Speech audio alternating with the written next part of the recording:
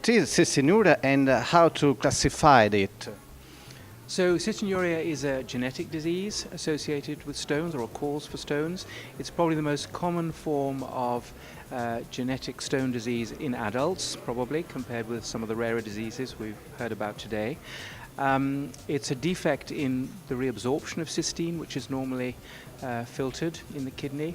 Cystine is very insoluble, so that if you have too much of it in the urine, then it becomes stones, it forms stones. It's also very sensitive to the acidity of the urine, so if the urine is acid, which our urine tends to be on the acid side, we're more likely to form these stones. So the defect is, as I say, this transport defect, which is genetic. We know the genes involved, but that doesn't help us with the treatment.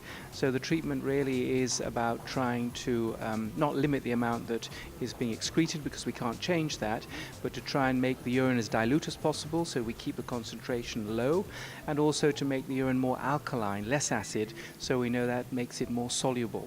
So those are the basic treatments that we have for cystinuria, and we have to obviously follow the patients closely, because they have a strong tendency to form more stones over time, and so they often need interventions with treatment, surgery, and therefore it's a sort of condition which really needs to work closely together. Urologists and nephrologists work closely together to follow these patients. What are the associations like hypertension and cardiovascular diseases? Well, there is certainly, as I say, as you asked me before, classification of cystinuria originally was based on the amount of cystine in the urine, and then the genetic knowledge that has been in recent years has made it possible to classify on the basis of the genetics, because we know there are two genes involved, and so patients or people can have one gene affected, both genes affected, one or other gene affected. But in terms of the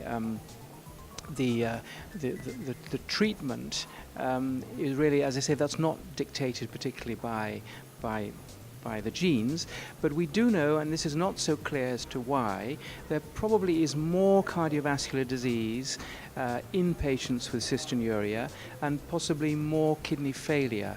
The latter, kidney failure, may be because, as I said a moment ago, these patients need lots and lots of treatment. They often undergo lots of surgery, so that may damage the kidney each time they have a problem with a stone, or they need lithotripsy, or they need surgery. So that may be one of the reasons. But there's a suggestion that there may be something more, and that the cystinuria in some way might be promoting kidney damage. But the association with cardiovascular risk, more heart disease, that seems to be real, but it's really only on the basis of the epidemiology. So if you like, the association. Nobody, I think, knows at this point what underlies that, but there does seem to be more early cardiovascular disease in patients with cystinuria than you might expect.